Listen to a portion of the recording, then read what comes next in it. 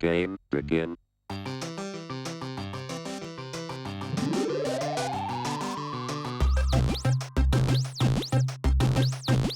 Game over.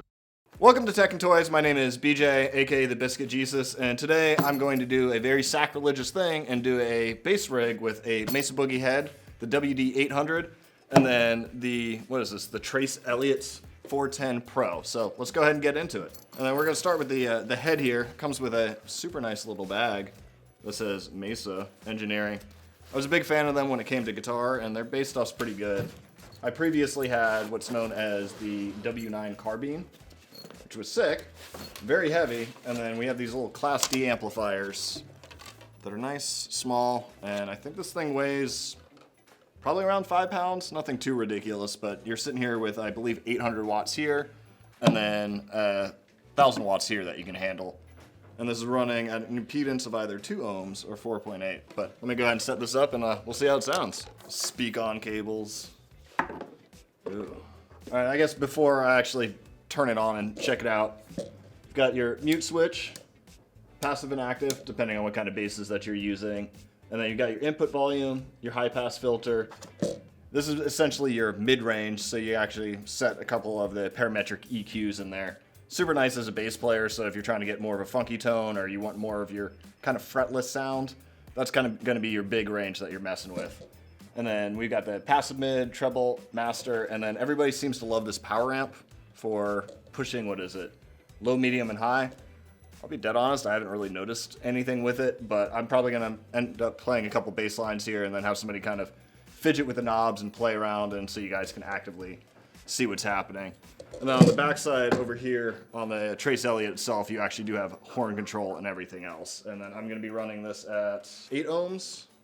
So I actually need to switch the head to 8 ohms because it wasn't there, but this has a nice little cover here, and then if I can actually properly pop that off, and then you have your your 4 tens, and then I believe there's 2 ported horns, one hiding up here, and then you're porting down there. But this is awesome. I mean, I used to lug around a Mesa Boogie 610, which I want to say was like a 150-pound cabinet, and then the head itself was 40 pounds, so these have come down a lot with the weight, built all out of plywood and everything else, and should stand for a while.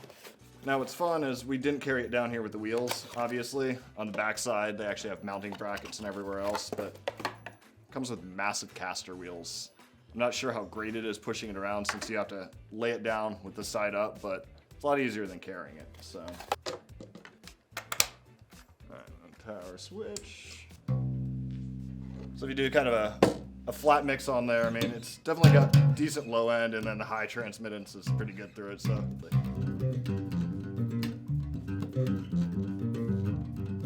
So that's kind of the bassy part. I mean, you can crank this if you really want to get the treble rocking. What was the P-Funkadelic, so yeah. And then we're gonna go ahead and kind of crank the bass on it to get kind of that low end. I personally like 410s because I'm more of kind of a high-end bass player, but I mean, this has plenty of bottom end on it.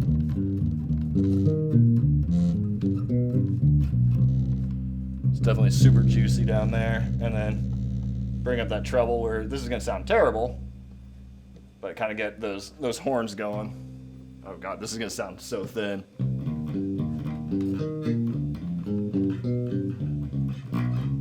But yeah, if I actually got a tone in here that I wanted,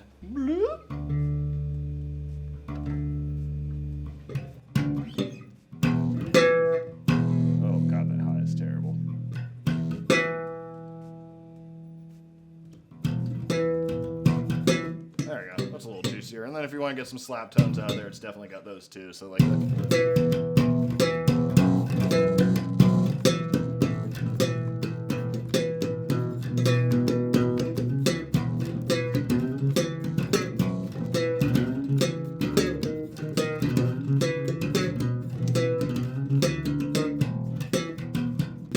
So I mean, it's got a lot of low end in there, and then if you're a little bit more of a tappy player, you know, you can bring out that a little bit. You can play with this power amp a little bit. I would do a full demo on this, but a lot of people have gone through and done whole EQ sweeps. I just kind of more wanted to see what the Mesa Boogie with the Trace Elliot sounded like. And it's up there. I mean, it sounds good. high pass. Ooh.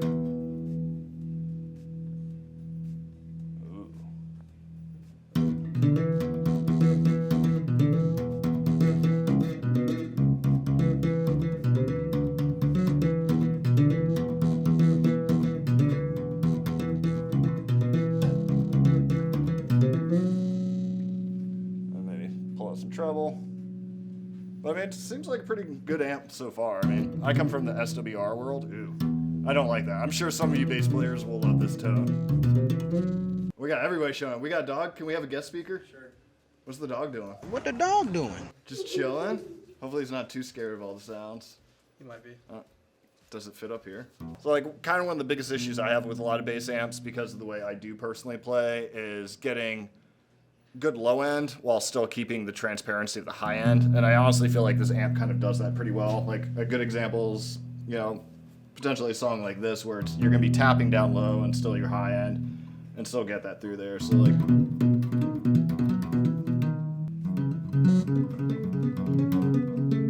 oh yeah, it's a half step down, isn't it?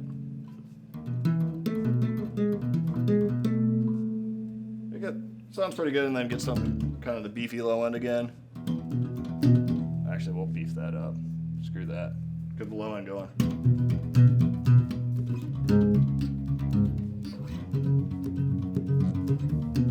Would you buy this amp? Probably. I mean, for the price range, I think last time I bought a bass amp, it was almost $3 grand for a whole Mesa rig, and this was sitting at like $2,200, I think. Maybe. Might show the prices in the low end. And by the low end, I mean the description. If you can't tell, I can't talk and play. But yeah, I mean, it seems pretty good. I would want to sit here and play a lot more with the parametric EQ, but the fact that it's there is pretty nice. And kind of mess around with this. I actually want to turn up the horn too. So you get that real punchy tone. So punchy. I just don't know what to play. What am I supposed to play? I don't have the Seinfeld theme down. See, that's getting more where I like it. And for me, like, that's a super nice high end, which I love. And I still got some meat down low.